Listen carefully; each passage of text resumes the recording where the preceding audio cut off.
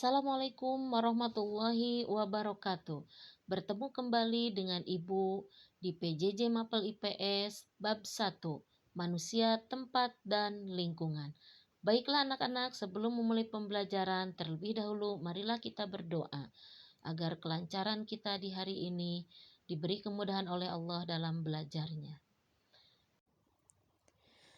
A. Pengertian ruang dan interaksi antar ruang.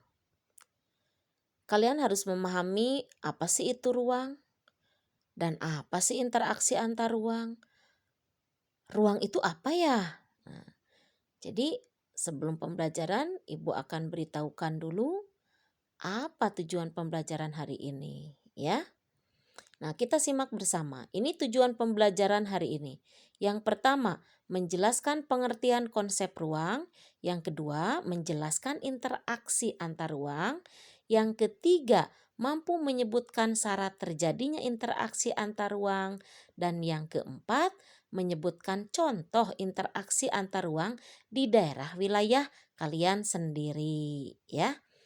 Nah, ada 4 pengertian ruang. Coba kalian sekarang posisinya ada di mana? Pasti ada yang di kamar, ada yang di ruang TV, ada di ruang keluarga, ada yang di halaman depan, ada yang di meja makan. Kalian dengan ruang yang berbeda. Sekarang kita lihat.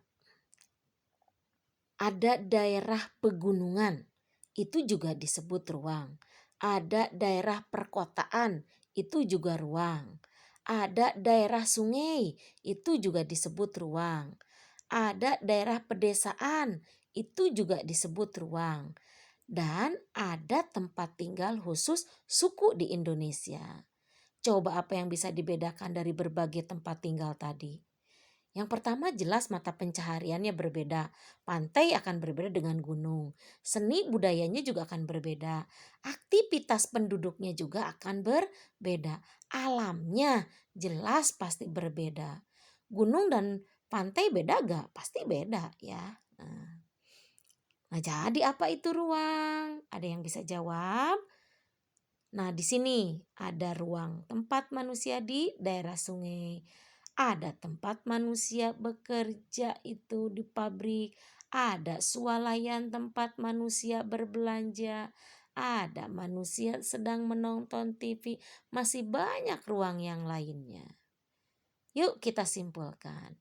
Ruang adalah tempat di permukaan bumi baik secara keseluruhan maupun hanya sebagian yang digunakan oleh makhluk hidup untuk tinggal. Mudah kan? Gampang dipahami kan tentang pengertian ruang. Ruang terdiri atas permukaan bumi, baik lapisan tanahnya, batuan, dan air tanahnya, sampai kedalaman tertentu yang menjadi sumber daya bagi kehidupan manusia. Paham sampai sini ya? Silakan kalau ada yang mau ditanyakan bisa di WA Group. Selanjutnya, konsep ruang dalam geografi. Ada ruang yang disebut lokasi absolut, ada lokasi relatif. Kalau lokasi absolut, letak suatu tempat dilihat berdasarkan letak sebenarnya. Seperti garis bujur dan garis lintang itu di astronomisnya ya. Kalau lokasi relatif, letak suatu daerah yang dipengaruhi oleh daerah sekitar. Nah, bagian yang kedua tentang interaksi antar ruang. Apa sih interaksi antar ruang? Yaitu suatu proses yang sifatnya memiliki timbal balik dan mempunyai pengaruh terhadap tingkah laku baik melalui kontak langsung maupun tidak langsung. Itu yang disebut interaksi antar ruang. Ada beberapa interaksi antar ruang. Yang pertama, mobilitas penduduk atau pergerakan perpindahan penduduk. Kalian tahu kan, pergerakan perpindahan penduduk itu ada yang disebut, ada contohnya seperti urbanisasi, transmigrasi, imigrasi ya. Itu perpindahan penduduk. Ada dari kota ke desa, dari desa ke kota, dari satu negara ke negara yang lain, dari daerah yang padat ke daerah yang kosong. Nah, itu perpindahan penduduk. Selanjutnya yang kedua ada komunikasi. Merupakan bentuk interaksi melalui perpindahan ide atau gagasan informasi baik langsung maupun tidak langsung. Yang C-nya transportasi. Perpindahan barang atau energi itu memerlukan transportasi. Kita amati sekarang gambar ini. Di Bandung ada penghasil kol. Di Surabaya ada penghasil ikan. Di Indramayu juga ada menghasilkan ikan. Kira-kira dari Bandung ke Surabaya apa ke Indramayu jika perlu ikan? Nah, kita lihat di sini. Setelah diamati, maka kita akan bahas satu persatu ya. Beberapa syarat terjadi interaksi antar ruang. Satu, saling melengkapi atau komplementari. Misal daerah A penghasil beras, daerah B penghasil ikan. Sementara A nggak menghasilkan ikan, B nggak menghasilkan beras. Nah, ini saling melengkapi daerah A dan daerah B dengan sumber dayanya yang berbeda. Kedua,